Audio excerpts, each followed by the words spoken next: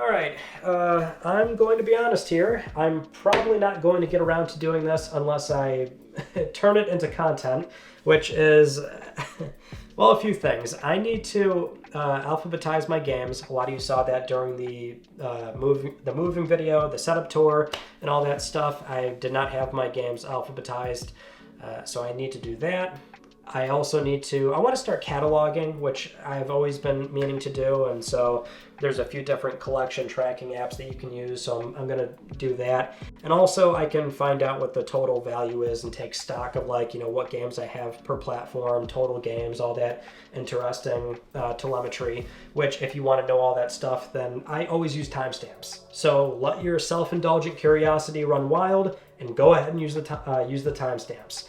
But if you're going to stick around, then we'll kind of walk through the process as I do this. So what the application that I settled on, or the one that seems the most feature robust for what I want to get done here, is called CLZ Games.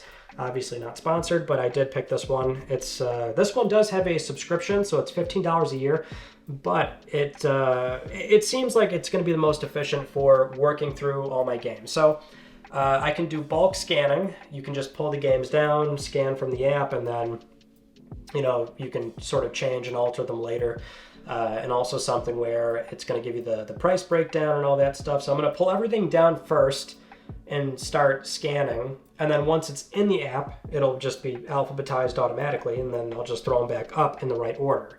And then once we're all said and done, I should have all the interesting numbers, and this will, you know, no longer be a chaotic mess, which I always knew where most of it was, but it is kind of becoming a pain looking for certain things. So let's get started. See, right off the bat, I'm already curious about the long boxes, because I would assume these are going to scan in as long box versions, but let's find out. We've got theme park here.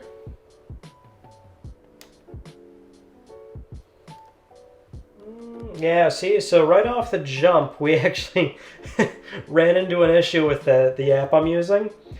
It pulled the standard jewel case version of Theme Park, which the long box version is very uncommon and sells for, you know, $40 to $60 sometimes. So, well, but that's, you know, we can make manual adjustments, I think, later, so we'll see, but let's keep going here.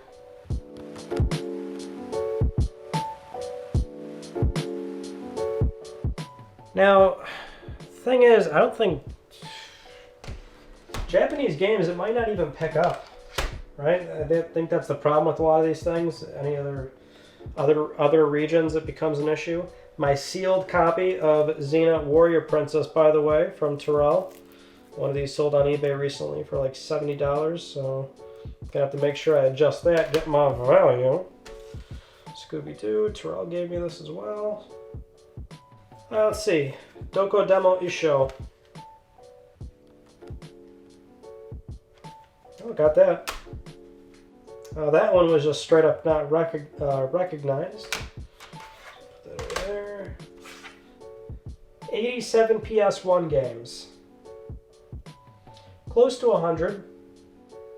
My copy of Need for Speed Underground is part of a set. Alright. It's kind of annoying. Let me just add that right away before I forget, because there's too many of these. My Metal Gears are also part of a set. This is already kind of annoying. I love Final Fantasy X too. I will stand by this game. It makes me an emotional train wreck by the time I'm near the end of it. Good old Jak and Daxter games. Gotta love them. Check 2. Okay, so I need to manually add MGS2 and the GTAs. That's a good point. I also have, I don't know where I put it. Yeah, this is one of the few times where, like, this is kind of an unusual thing. I'm not sure if there's any other examples of this happening, but for the Metal Gear Solid set, you've got something where it's in a DVD, you know, full-size PlayStation 2 case, but it is a PS1 game where the box art still extends the logo extends vertically, excuse me. Definitely kind of a slight oddity where I don't know. That's why I couldn't find it, because it's clearly not with PS1 stuff, because it's just like this sort of awkward if you want to make your collection look neat. So I stuck it all the way down here.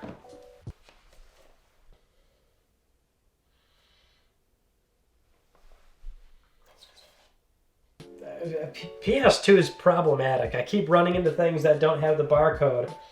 Anti-grav comes in a bigger box because it is the iToy bundle. So that's where the barcode would be. So I gotta enter this in manually, which is not a huge deal, but coming up a lot for PS2, it seems. Half-Life 2, or not Half-Life 2, Half-Life on the PlayStation 2. So this is one of my slightly more expensive PS2 games. Here's my other slightly expensive, well, not slightly, definitely pricey still. Silent Hill 2 for the PlayStation 2. Depends on how good that remake turns out, but usually when it's like a full-blown remake, the original still holds some decent value if it's like highly regarded. And the PS2 version, even after the weird, terrible HD re-release, the PC version's in pretty good shape nowadays with a bunch of additions you can play around with. But otherwise, the PS2 version is still highly regarded as one of the best ways to play this game, and that's why it's consistently held its value over $100.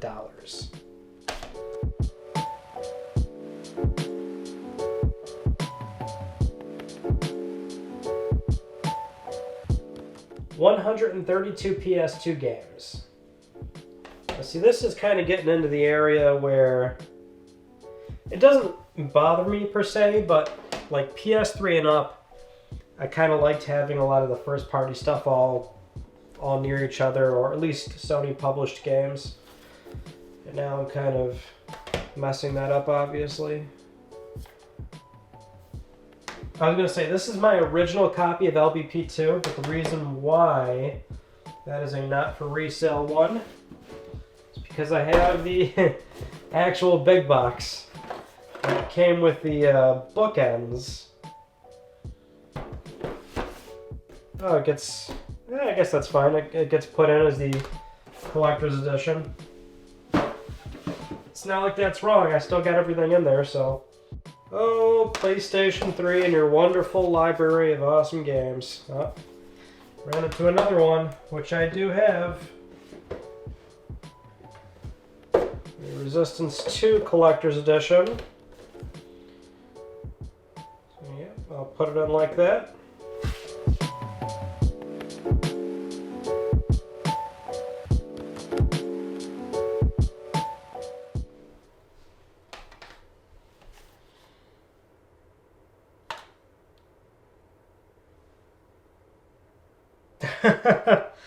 So I scanned this by accident. It says not for resale, but it's scanned in as Sly 2 Band of Thieves with a metadata picture of Astro's Playroom listed under PlayStation 2 with a value of $102. I can't say that's right. PlayStation 3, I've got 177 games, not including my small amount of imports. I've got more, but I kind of took some out that I don't want in there, and of course the slush games, but pretty good for PS3.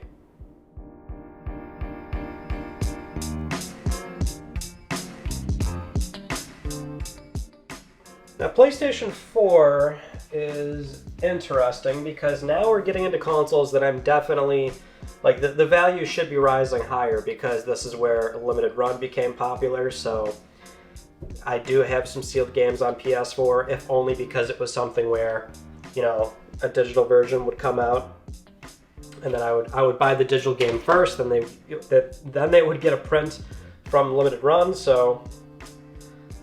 I definitely have a lot of sealed games here.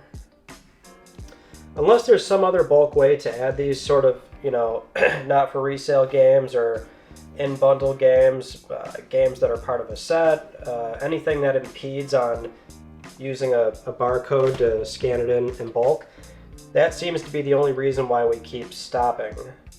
So generally this is still a pretty fast process for as many games as I have. So if anybody else is looking to do this, you only have to set, you know, one night aside to do it one time, and then should be pretty easy to keep up with this. I see Farpoint as well. That's the only thing that keeps stopping us. I keep running into things that, and my Farpoint box is in there, so I'll just type it in. It's the only thing that's really stopping us. Gee, I wonder how this one's gonna scan in. Demon Pit. A very low volume print. Not that low volume for this particular publisher. Yeah, it's got a price of 74 bucks on it right now. Some of their first runs are ridiculously priced, which I was not fortunate enough to grab. But we are definitely getting into some of my sealed games at this point. Alright, my precious, beautiful, sealed Jak and Daxter games. So, and these are only the main box art versions. I have the other variants still in, that are still packed away, but it'll be interesting to see how some of these come in. So Jak 2, 70 bucks. Where did I put the J's? Right there. First Jak and Daxter, 147. Save that last. Jak 3 is 57, but the metadata image is the whole thing. The Jak 4, yeah, there's no... I don't think there's any way to scan this in. We'll see. This is like a mock case with that real concept art for Jak 4. Yeah, it's on here. We'll add it to the collection. It's just categorized as other. I don't know what it's valued at right now because it doesn't show up in the queue.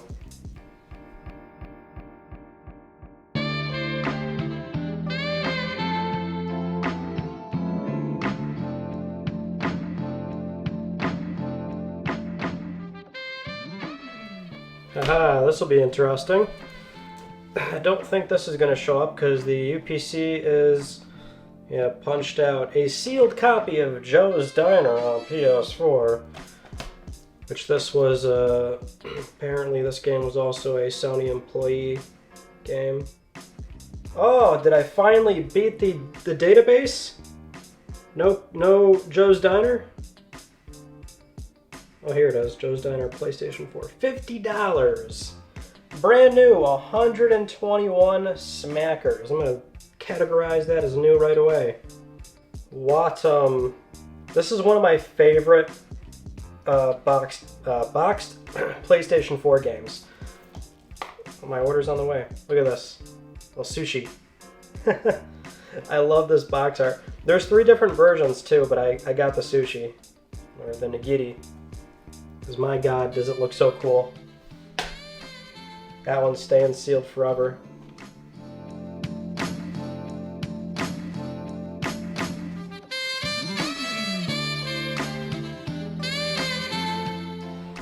Alright, moving on to PlayStation 5.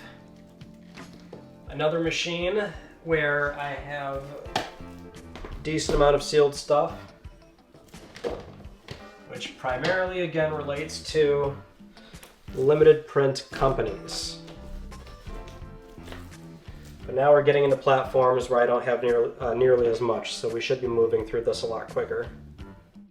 Disco Elysium, yeah, this one's probably my most expensive PS5 game because for some reason this, well, not for some reason, but it shot up in value pretty quickly because just of how IM8bit decided to distribute and put that game up as a single title you could buy outside of the ridiculous expensive collector's edition or whatever they were trying to sell that one on.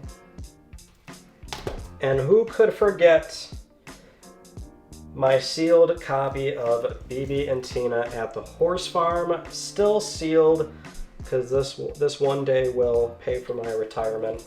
Let's ignore the $11.69 for now. Crazy Chicken Shooter Edition might also pay for a few vacations while I'm in my retirement phase. Alright, PlayStation 5, after a little over 2 years of the console being out, I have 61 games. Now we did all the mainline PlayStations, let's do some handhelds next.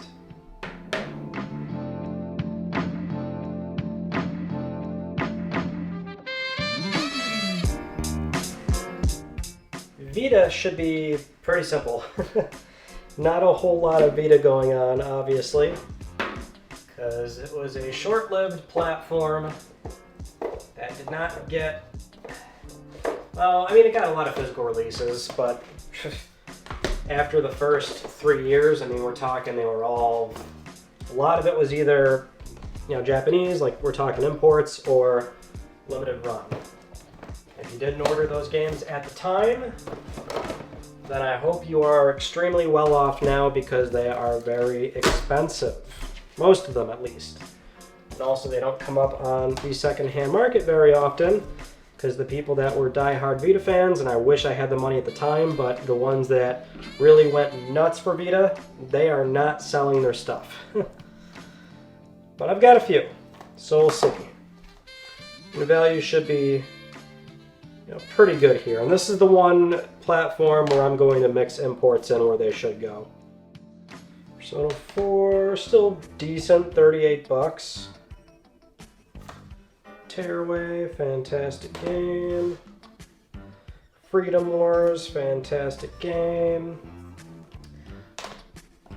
Mod Nation, serviceable Vita version, nothing to write home about. 47 total Vita games, or a little bit more, I should say. Okay, we're in the home stretch. Every PlayStation is done, and so at least in terms of PlayStation hardware and games, I'm not adding hardware by the way, but games in total on PlayStation, 735 for a total value of $13,196, which it's not something where I'm going to easily be able to just get that whenever I want. Of course, if you want to actually sell your games, there's a lot of time and labor involved, and then shipping fees, or if you try and do it locally, if the product sits for a while, and if you offload it all in one go, you have to do it at 50 to 60% value. So don't hear that number and think it's really 13,000, but as a very rough estimate, especially because I know some of these are like way off, but that's basically the neighborhood that we're starting from, and it would go down from there if I decided to ever sell them. But anyway, we now have to start the other platforms, so Xbox, some Nintendo, and I've got some pretty high value stuff for Nintendo, primarily all in Pokémon games, but let's knock out the Xbox. Original Xbox is usually pretty affordable to collect for as well. I really should buy some more Xbox, at least some of the, get most of the exclusive stuff out of the way, since generally I obviously will get it on PlayStation 2. But the thing about Xbox is, for third-party stuff, it has a lot of the, like generally speaking, you're going to find the better version on Xbox.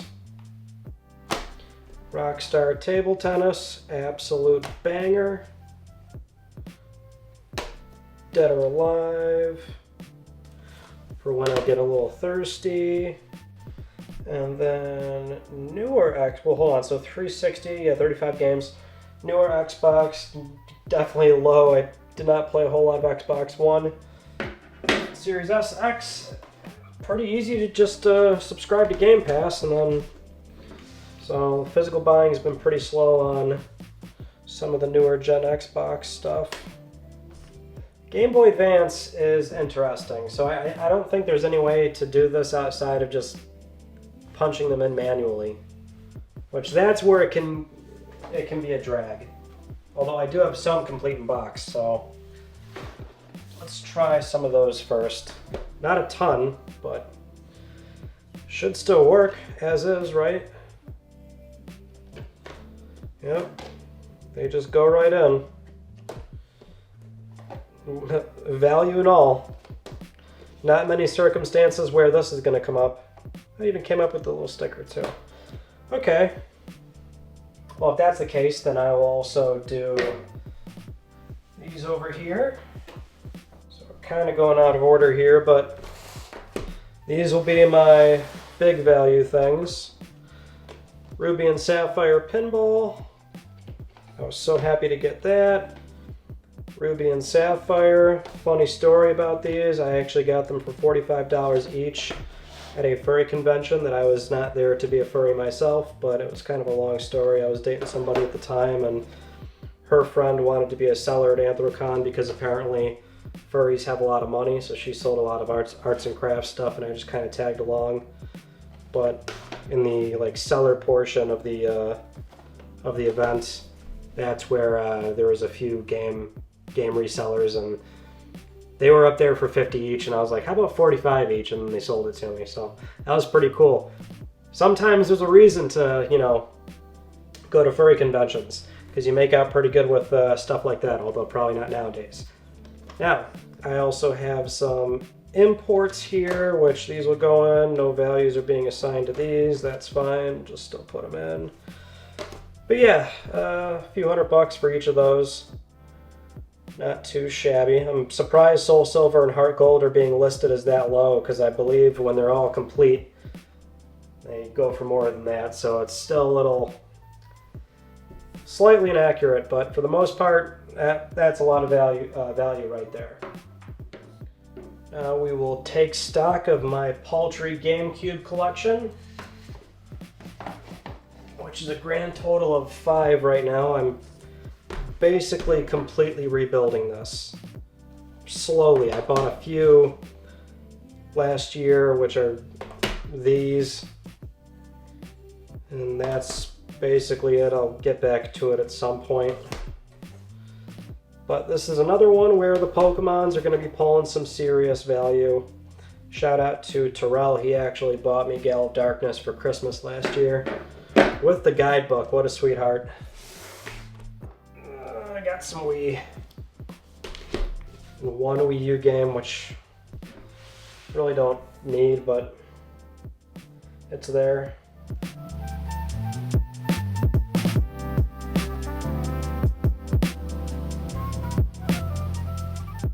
On to the Switch. Switch I'm doing pretty good on. And I've got some sealed for Switch, not a whole lot. Man, Switch stuff is going through all this Nintendo first party, and these prices are just nuts. Nintendo Switch, 56 games. 56. I think the value on these are pretty high considering Switch is hot right now. And that Nintendo first party seriously pulls weight. Home stretch, we just have DS and 3DS. And don't really have a lot of these either. I'd like to start working on these soon when I get the chance. For now, I've just got kind of this Buzz stuff. Did get WarioWare recently. Chinatown Wars 39. Canvas Curse 68. Superstar Ultras 48. Some of these are up there. Metroid Prime Hunters 44. I think I way overpaid for that because it was an auction or something. It was the only one on eBay. Same with this weird thing. 43. Triple Deluxe is 30. Bravely Second is 43. 3DS might be climbing up there too eventually. Alright. Mainline Pokemon games. Some of these aren't too bad actually. So Soul Silver and Heart Gold I should skip because I already scanned their boxes, but I got a sealed Soul Silver, which was not at all sort of like intentional, trying to make money kind of a thing. Just didn't open it at the time. And now that's Insano style. Bam! Add them to the collection. And then I think that is it. Well, I can't believe I almost forgot. Gotta scan this one. Add it to the collection, CIB. But it'll always be out in the open. I think that's it. Not doing hardware or anything. No hardware, no accessories. But I think that's it for the most part. Okay, so first off, I am not James A. Janice, but let's get to the numbers. So, and if you use timestamps, then welcome. You're about to find out what you want to know. So here's the platform total, the breakdown, right? So I'm not going to go over all these, but you can see we're primarily heavy on PlayStation, but doing okay on other platforms. And you can see, like I discussed throughout the video, there's ones that I want to work on. But if we go over to overall statistics here, my total games, 955, so just under 1,000. And I'm likely over 1,000 with some of the duplicates that I took out, and I didn't count any of my games that I have in the back room, because those are just kind of slush games. But this is like, in terms of completeness and the library that I set up here, and now it's all alphabetized, 955. And then for total value, a little over $20,000. Now, if you used the timestamps, then let me explain. That's a number that is, I mean, I could see scanning in somewhere a little bit off, and also if I wanted to get that number, I'm not going to. If I, over time you have to sell these games individually, and there's labor, shipping, depending on where you sell all these games, you're not going to get that number. And if you try to just offload it all at once, you can't use this number. You would have to, sell it at like a 55-60% wholesale price, because somebody's willing to pay a large sum all in one go, right? So it's not this number, but gives you a decent ballpark of like, what you've accumulated over the years. And for me, this would be something where I stopped selling games around the PlayStation 3 cycle. And I have a few PS1 and PS2 that I never sold, but for the most part, from here onward, I kept them for, we're talking 10, 15 plus years. And then for most valuable games, I can believe for sure Pokemon Ruby and Sapphire is on there. Now, I didn't go back just yet and punch in all the ones that I have sealed, so it could be a little bit more, but I know for a fact, likely my most valuable thing would be my sealed Soul Silver, because I'm sure, complete, that would sell for, well, the base game is sealed, but I still have it complete with the Pokewalker and everything, which is basically unused. That, in theory, could probably go for hundreds. So that's likely my number one, but you can see most valuable games. Game value by platform, Nintendo Switch holding strong with that first party, so very little red, but still came in the top 5. And then you can see all this other stuff here. You can pause if you want, but yeah, that's it. So thank you so much for watching. Not sure how many more updates we'll really do on the room. I am still waiting on the one thing I want to put on this wall, so we'll probably do that. But in the meantime, that's basically it. So thank you so much for watching. If you haven't just yet, please consider subscribing for the best PlayStation news, reviews, and updates that are here on YouTube. You can also follow me on Twitter @MysticRyan, and that is it. I will see you all in my next video. You take it easy.